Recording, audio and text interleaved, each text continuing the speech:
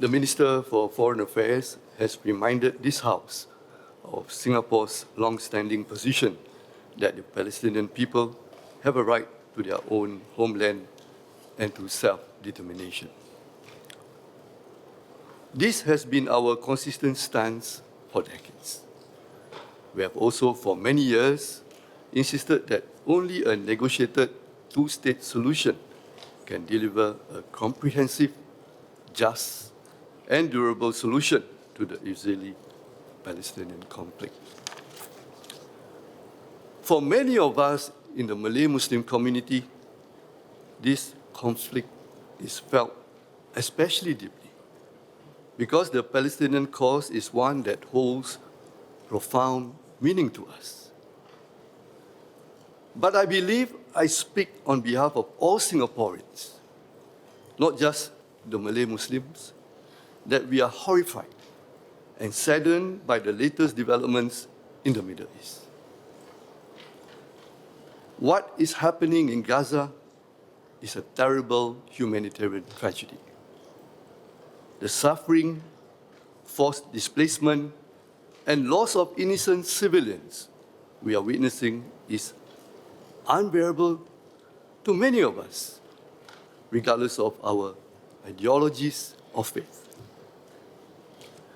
This House first discussed this matter on 6 November 2023, when we strongly condemned the terrorist attacks by Hamas and called for the immediate and unconditional release of all civilian hostages. What Hamas did on 7 October was an act of terrorism that involved indiscriminate killing and extreme brutality.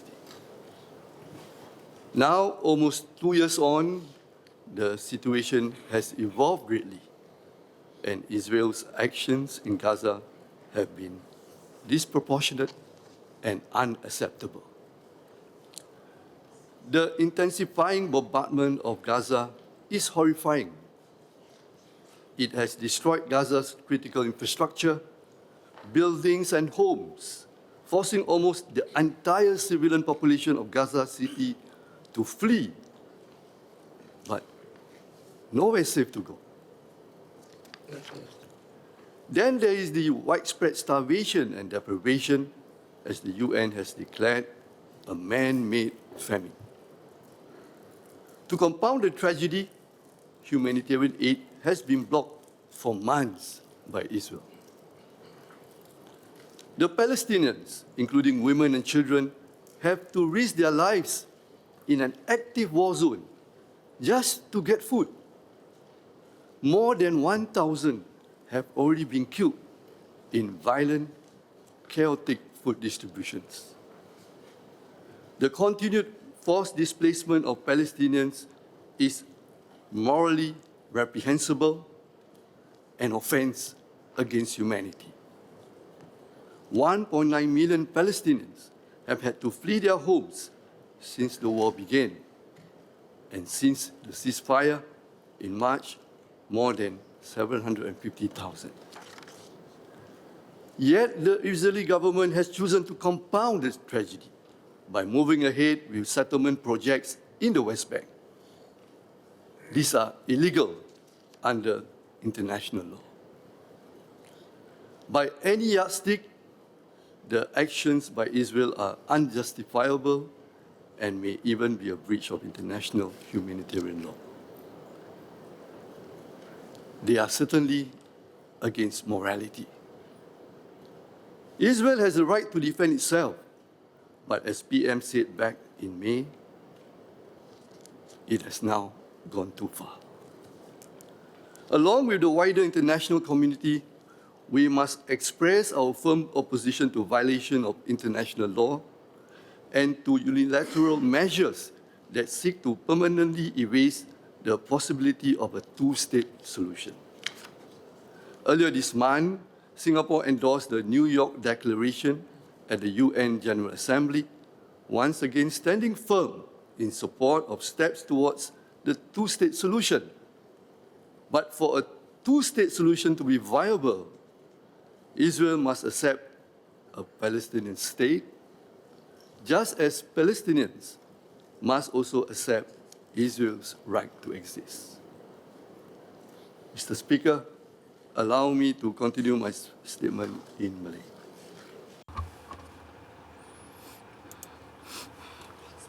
Mr. Speaker, I understand that the question of whether Singapore should move to recognize Palestine has been on our minds, as what has been said by our members of parliament. I would like to give my assurance that the recognition of a Palestinian state is indeed what Singapore hopes for and something that the government is working towards. That has always been Singapore's position to ensure enduring peace for the people of Palestine and Israel.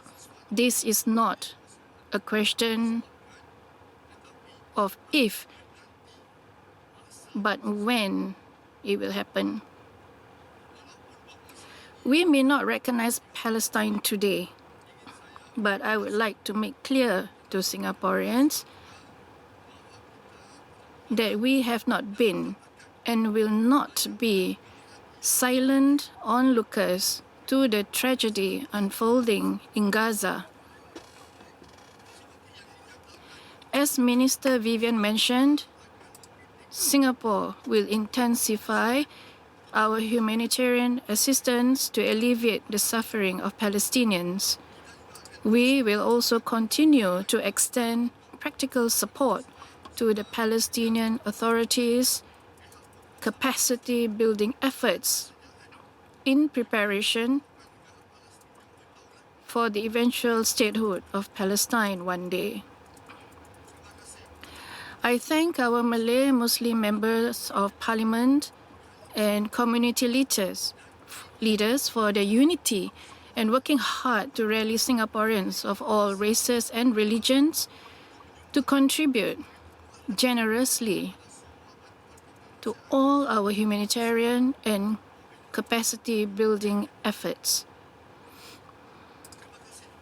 My thanks also goes to local NGOs such as Humanity Matters, Rahmatan Lil Alamin Foundation RLAF, and Mercy Relief. Together, we are helping to create the conditions for Palestine to recover and eventually meet our criteria for its recognition. I recognize that we feel anguish, dismay, and even revulsion and disgust towards Israel's actions. However, I am heartened that while we may have different views on what Singapore's position should be in this matter, we understand that in order to come to a decision as to what is best for Singapore, our foreign policy also has to take into consideration international complexities and our national interests. When I share this in my engagements and dialogues with the community, the majority of them understand, and many want to explore other avenues to continue showing support for the Palestinians. Continue my speech in English. Mr. Speaker, like many Singaporeans, I too feel strongly about the disproportionate and devastating destruction of homes and innocent lives in Gaza. But our Malay Muslim community has shown me that flashes of indignation and outrage can be channeled into compassion and wisdom. They have galvanized support for humanitarian assistance for the Palestinian civilians in Gaza. Many started nearly 2 years ago when the conflict first erupted, and the community's efforts are still going strong today. This is not an isolated effort, as many Singaporeans from other communities have stepped up to. For example, I was glad to see both Muslims and non-Muslims contribute to the Aid for Gaza organized by Rahmatan Lil Alamin in collaboration with the M-Cube at Towns, which has raised more than $2.4 million for Gaza. Since the start of the conflict, RLAF has raised a total of $15 million for Gaza. Recently, I met the CEO of the Egyptian Red Crescent when RLAF presented a $1 million check as part of our donation. She commented that Singapore always delivered what we promised. I invite Singaporeans to continue to rally together, speak with our actions, and do what we can to alleviate the sufferings of the Palestinian people. After all, if we were in their place, we would hope others would extend the same practical and tangible support. Let us continue to be guided by wisdom and compassion, be advocates and exemplars of peace, both where the conflict is happening and here at home with our fellow Singaporeans, brothers and sisters. As the Malay saying goes, bersatu teguh, bercerai roboh, which loosely means united we stand, divided we fall. Let this be our compass when discussing and responding to the situation in Gaza, that whatever views we have or we hold to, we will always respond constructively and responsibly and remain united and stand together as one Singapore, even as we extend the much-needed support to those in need miles away.